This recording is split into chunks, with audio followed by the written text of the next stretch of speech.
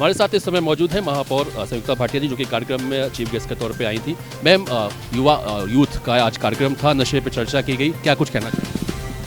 युवाओं की स्कीम को वेंचर टैलेंट जिसका नाम दिया है, उसके लिए उन्होंने मंच पर एक सुंदर व्यवस्था दी, एक बच्चों को मंच दिया और बच्चों ने अपने टैलेंट के माध्यम से ये प्रदर्शित किया और एक छोटा सा नाटिका उन्होंने प्रस्तुत की नशा मुक्ति पर।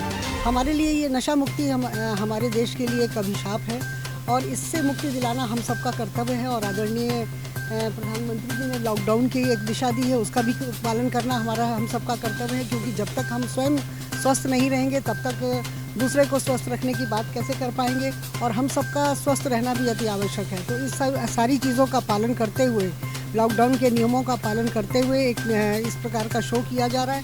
मैं बच्चों को बहुत बहुत बधाई देना चाहूँगी, जिन बच्चों ने इसमें अपना टैलेंट प्रदर्शित करने का अवसर उनको मिला और उन्होंने इसको प्रदर्शित करके दिखाया और बहुत सुंदर नाटिका में उन्होंने नशा मुक्ति का एक दिशा दिखाई।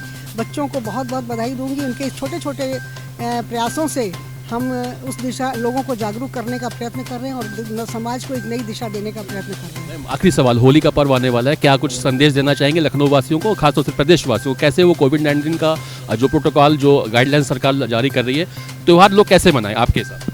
लखनऊ में गंगा जमनी तहजीब है, हम लोग बहुत अच्छे से इस त्यौहार को मनाते हैं, लेकिन आदरणीय प्रधानमंत्री जी ने जो हमें 2 गज की दूरी, मास्क है ज़रूरी की एक दिशा दी है, उस दिशा का पालन करते हुए हम अपने त्योहारों को मनाएं, लेकिन इस चीज़ का हम अवश्य ध्यान रखें।